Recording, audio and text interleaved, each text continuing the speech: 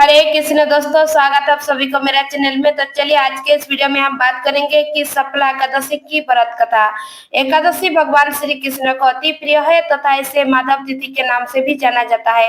एकादशी भक्ति जननी कहलाती है, अर्थात भगवान श्री कृष्ण की प्रेम भक्ति प्रदान करने वाली है। और इसे तो साल में 26 एकादशी मनाई जाती है, उसमें से एक एकादशी सफला एकादशी। तो आइए जानते हैं सफला एकादशी व्रत कथा।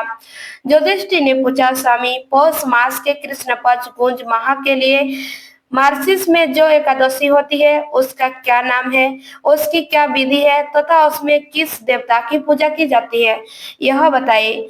भगवान श्री कृष्ण कहते हैं, राजेंद्र, बड़ी बड़ी दक्षिणा वाले यज्ञों में भी मुझे उतना संतुष्ट नहीं होता जितना एकादशी व्रत के अनुष्ठान से होता है। पौष मास के कृष्ण पक्ष में सफला नाम की एकादशी होती है। उस दिन विधि पूर्वक भगवान नारायण की पूजा करनी चाहिए। जैसे नागों में शेषनाग, पक्षियों में गरुड़ तथा देवताओं में श्री विष्णु श्रेष्ठ है, उसी प्रकार संपूर्ण व्रत में एकादशी तिथि श्रेष्ठ है। राजन, सफला एकादशी को नाम मंत्र का उच्चारण करके नारियल के फल, सुपारी, बिजरों तथा जमीरों, नींबू, अनार, सुंदर, आंवला, लौंग, बेर तथा विशेष आम के फलों और धूप दीप से श्री हरि का पूजन करें। सफला एकादशी को विशेष रूप से दीपदान करने का विधान है। रात को वैष्णव पुरुषों के साथ जागरण करना चाहिए। जागरण करने वालों को जिस फल की प्राप्ति होती है वह 1000 वर्ष तपस्या करने से भी नहीं मिलता। नीव श्रेष्ठ, आप सफला एकादशी की शुभकारी कथा सुनो। चंपावत नाम से विख्यात एक पुरी है जो कवि राजा महिष्मत की राजधानी थी। राजकीय महिष्मत के 5 पुत्र थे। उसमें जो श्रेष्ठ था वह सदा पाप कर्म में ही लगा रहा था, परम स्त्री गमनी और वेश्यासक्त था। उसने पिता के धन को पाप कर्म में ही खर्च किया। वह सदा दुराचार परायण तथा वैष्णवों तथा देवताओं की निंदा किया करता था। अपने पुत्रों को ऐसा पापचारी देखकर राजा महिष्मत ने राजकुमारों में उसका नाम लंबुक रख दिया। फिर पिता और भाइयों ने मिलकर उसे राज्य से बाहर निकाल दिया। लंबुक गहन वन में चला गया। वहीं रहकर उसने प्राय समूचे नगर का धन लुटा लिया। एक दिन जब वह रात में चोरी करने के लिए नगर में आया तो सिपाही ने उसे पकड़ लिया, किंतु जब उसने अपने को राजा महिष्मत का पुत्र बताया तो सिपाहियों ने उसे छोड़ दिया। फिर वह वन में लौट आया और मांस तथा वृक्षों के फल खाकर जीवन निर्वाह करने लगा। उस दुष्ट का विश्राम स्थान पीपल वृक्ष बहुत वर्षों पुराना था। उस वन में वह वृक्ष एक महान देवता माना जाता था। पाप बुद्धि लंबुक वही निवास करता था। एक दिन किसी सचित पुण्य के प्रभाव से उसके द्वारा एकादशी के व्रत का पालन हो गया।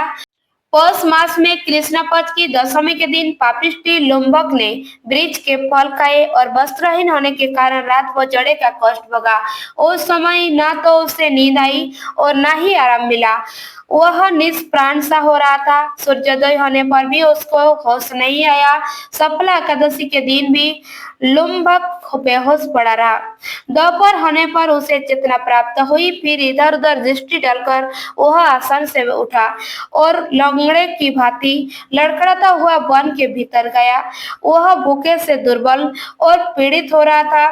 राजन लुम्बक बहुत से फल लेकर जब तक विश्राम स्थल पर लौटा तब तक सूर्यदेव अस्त हो गए।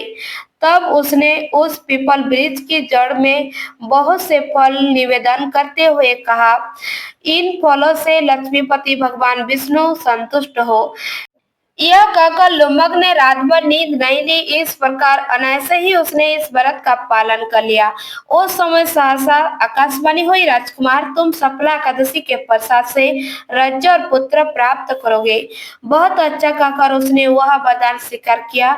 इसके बाद उसका रूप दिव्य हो गया। तब से उसकी उत्तम बुद्धि भगवान विष्णु के भजन में लग गई। दिव्य आभूषण से सुशोभित होकर उसने निष्कंटक राज्य प्राप्त किया और 15 वर्ष तक वह उसका संचालन करता रहा। उसका मनोज्ञान नामक पुत्र उत्पन्न हुआ। जब वह बड़ा हुआ तब लंबुक ने तुरंत ही राज्य की ममता छड़कर उसे पुत्र को सौंप दिया और वह स्वयं भगवान श्री कृष्ण समीप चला गया, जहां जाकर मनुष्य कभी शोक में नहीं पड़ता।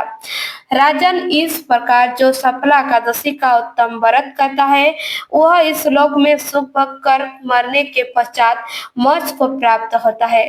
संसार में वे मनुष्य धन्य है जो सफला एकादशी के व्रत में लगे रहते हैं, उन्हीं का जन्म सफल है। महाराज इसकी महिमा को पढ़ने सुनने तथा उसके अनुसार आचरण करने से मनुष्य राजकीय यज्ञों का फल पाता है। धन्यवाद दोस्तों। अगर मेरा चैनल आपको पसंद आए तो प्लीज लाइक सब्सक्राइब जरूर कीजिएगा और मेरे चैनल में आप सभी लोग बने रहे, ऐसे वीडियो और लेके आएंगे। हरे कृष्ण।